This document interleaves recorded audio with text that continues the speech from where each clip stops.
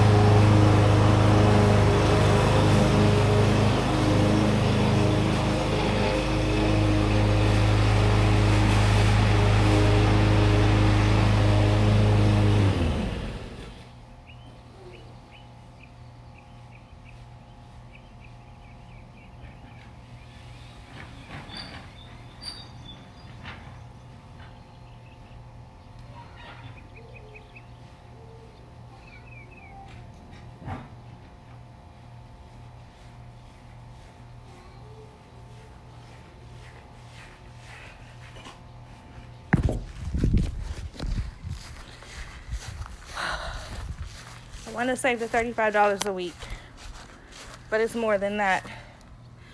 I want to be able to say I did it myself.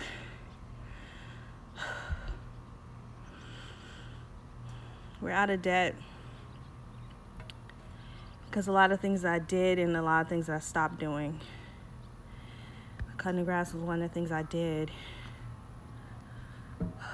It's good exercise. It's not easy. I could think of it as not being fun. I could think of, shouldn't somebody be doing this for me? Don't I feel worthy enough to have someone in my life to do this for me? But I can't think like that because Lisa Nichols says, you have to be your own rescue. Can't wait for anybody else. I have to be my own rescue. I'm making choices. I made the choice to discontinue the lawn service for financial reasons. And now we can afford it again, but I'm making the choice to continue to cut the grass myself. And if nobody agrees with me on that, I'm cutting the grass myself. And I'm a superwoman. I'm a gladiator. I'm not waiting for anybody else to help me. I'm not asking, I'm not begging, and I'm not asking for permission. I'm just doing it myself. Because I know where I want to be. I know where I want to go. And every time I cut the grass, it reminds me of the fact that I do not want to own a home with a lot of yard anymore. We can rent. We can live in a townhouse or a condo. The more I cut the grass, the more I think that that is what I want. So I'm going to finish. And yeah, I do make it fun by screaming because, you know, the lawnmower is loud enough already. I'm already disturbing the neighbors. So I'm going to yell. I'm going to yell out my frustrations that probably I don't want other people to hear. I'm going to cuss. I'm going to yell to myself and to the universe that I'm strong. That I'm stronger than anything else that can come against me. I'm going to make it fun. I'm definitely going to make it cathartic because the lawnmower is already loud. So I may as well yell and sing. Sing badly. Here we go.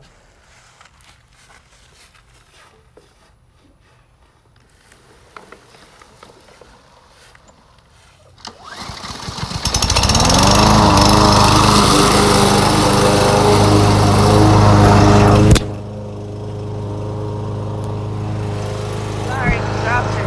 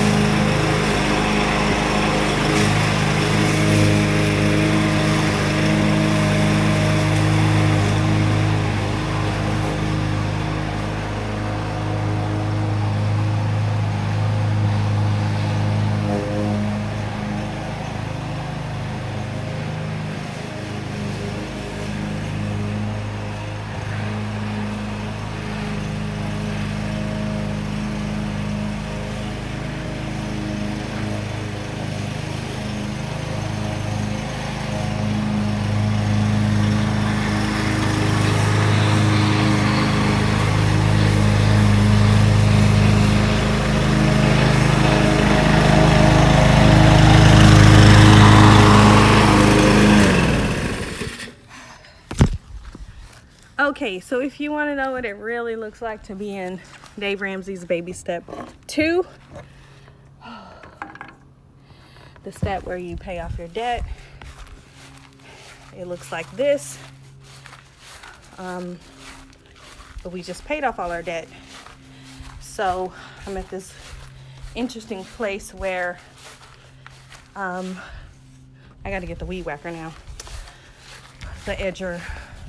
I'm at an interesting place where I have enough money to hire lawn maintenance again, but I go sit in my chairs. Do I want to?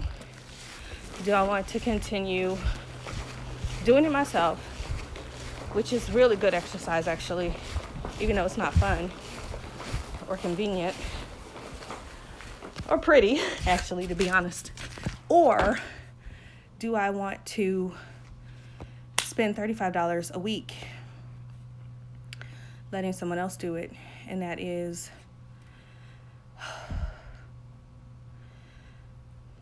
that's money I could put towards something else that will actually make our lives a little bit better, like clothes.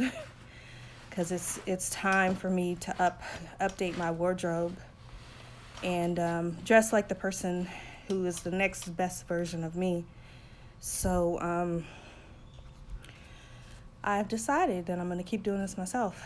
I mean, additionally, it's hot. You know, I talked last week about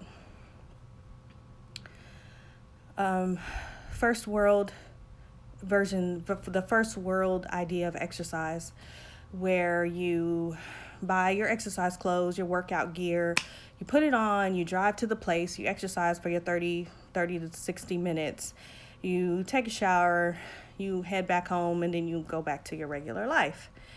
And if you travel to other places and see other cultures, you'll see the exercise is just incorporated into life, like it's part of life. And that's more of what I want to do. So if I cancel the lawn service, if I start the lawn service again, I'm paying $35 a week. Well, I don't, but some people have gym memberships that are about that much. And so if I cancel the lawn service and I get a gym membership to satisfy my physical fitness needs that I now need to satisfy because I'm not pushing this lawnmower in the hot sun every week, that would be a double cost of $35 a week. That's $70 a week. So why would I do that? Why would I do that? Why wouldn't I kill 2 free birds with one stone, continue to push my lawnmower? I mean, I like yoga, right? And, Bikram, hot yoga, they, do yoga in like 110 degrees or something, and they're stretching, the muscles are all nice and warm and warmed up. Why would I do hot yoga for a fee every month when I could push my lawnmower around outside in Houston where it is already 100 degrees, stay hydrated? It's not an artificial fitness challenge. It's a natural fitness challenge. I'm in the fresh air. I'm activating that melanin because, as you can see, my skin is very splotchy because I've been out here. I did the front, now I'm doing the back. I decided to film the back. But my skin is very splotchy because I'm in the sun. And yes, the melanin is getting activated, baby. That blackness is going to come through. I don't mind that at all. Actually, I should have taken out, have on like a smaller tank top, which I usually use for my weekly show. But I have on this t-shirt, so it's going to mess up my little suntan. But, or my blackening. But, yeah, it's all natural. I'm out here. I'm in nature. I'm connected to the source. I'm breathing the fresh air. I got my feet in the grass. I got my feet in the dirt. I got my hands in the clay. I'm doing it. And the endorphins definitely kick in. It's challenging, but the endorphins definitely kick in, and I feel very proud of myself when I'm done. So I did toy with the idea for the last 2 weeks. I haven't even cut the grass for 2 weeks because I've been thinking about, the next lawn maintenance person who offers to cut my grass, I'm going to go ahead and get the service again. I was talking to my husband last night. He's saying that he probably has like 20 interviews to go on next year or this coming up academic year, 20 interviews for a residency spot. All of a sudden, my mind went into financial, like personal finance mode. I started cha-chinging, all these flights and all this stuff, and all this travel that has to happen next year. And I was like, I can't, I can't throw money at a lawn service when I'm perfectly capable. I have 2 arms, I have 2 legs, I'm strong. I need the fitness. I'm perfectly capable of cutting the grass myself. So I'm going to keep doing it. We'll save some money in the process, and we'll see how it goes. It brought up other issues for me too, because of the conversation I had with Lisa Nichols last weekend about the Superwoman cape and taking off that cape. And one thing that she said that really hit me was that she said it's only safe. It's only safe to take off your Superman cape, to put down your gladiator armor when you're in a room full of gladiators. When you're in a room full of superwomen, that's when you can take your cape off and show vulnerability and show your true authentic self, and to be you, to be, a woman, a feminine, vulnerable woman. She didn't say all that. That's what all I heard. But it just made me say, you know what? I'm looking forward to being in that room with those super women in October. I'm looking so forward to it, because I do need to take the cape off. I do need to relax and rest and spend 5 days focusing on me, because it's been so many years of taking care of everything else. But yesterday I thought, not yet. Saturday night, not yet. No, sis. Put the cape back on. Get up in the morning. Get your arse out into the yard and cut the grass. It's not time to take the cape off yet. You still have work to do. So, I'm still looking forward to October. I mean, I got to get myself ready, because I don't know what all she's going to throw at me, but I know it's a life-changing situation, and I know that I need to not just be mentally ready for it. I need to be spiritually ready for it, and y'all know I'm on top of that. I'm on top of my spiritual readiness, but I need to be physically ready for it, and that's where my weak spot is, because I go and I don't take care of myself. I do some yoga. No, I don't even do it to my limit of exhaustion. I just do enough to keep myself from hurting, to keep the pain at bay, to keep my mental status clear. But I'm not pushing myself cardio-wise. I'm not pushing myself even with flexibility and yoga. I'm not pushing myself. So, and then strength-wise, I used to lift weights. I loved it. I have not been pushing myself with lifting weights. But I started yesterday. Actually, I started last week, but I started weights again yesterday. This was my cardio, and I'm going to continue to do it every day, because I know that when I get there, I've spoken with some of the women who've gone to her, it's called a Dynamic Women's Retreat. And the women who went to Barcelona,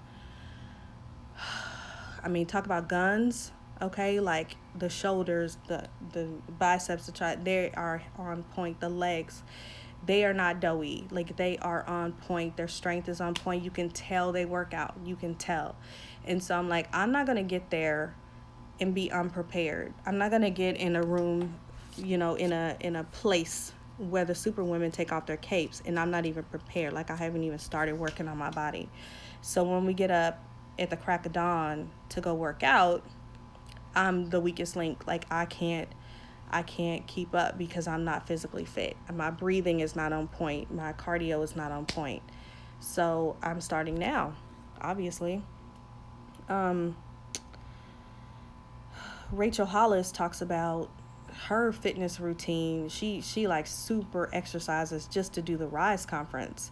It's a 3-day conference where she's speaking on stage, and she does a cardio routine, because you know it when you get up there, if you're in shape or not. If you can't walk, deal with your nerves, give your speech, and breathe at the same time, if you're out of breath on stage, you're not prepared.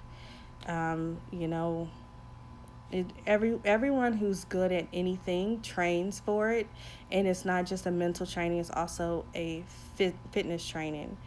You know, I saw Kobe Bryant doing weight training for basketball, and it's kind of like you don't think about that. You think about practice as like running up and down the court, shooting hoops, practicing the hoops, but you don't realize that you need to be strong to do it. Tiger was the first golfer that anybody ever saw doing weight training. Why is he doing weight training for golf? Golf is an old white man, chubby man's walk around and hit a ball sport and ride in the golf cart to the next hole. Why is Tiger Woods lifting weights to train for golf? You know what I'm saying? So these things change the game. They change the game. And I recognize that. I know that in my personal development that's the hole that I'm missing, because I'm really good at the spiritual stuff. I'm really good. I'm so good at doing it for myself. I'm helping other people, and other people are getting results. So I'm good at that. I need to get better at teaching it and making it a cohesive, smooth curriculum. And Lisa Nichols is the best secret teacher. She's the one that I would want, and thankfully she's the one the universe delivered to me to help me to teach the secret. So I'm excited about that. But I know that my spiritual is on point and I'm organized. I have what I need except for the physical. And so that's what I'm working on. So long answer to a short question, which is a short question I asked myself. I'm not saying someone asked me this question. I asked this question to myself. Is it time to hire someone to cut the grass again? Because we are debt-free. We're debt-free.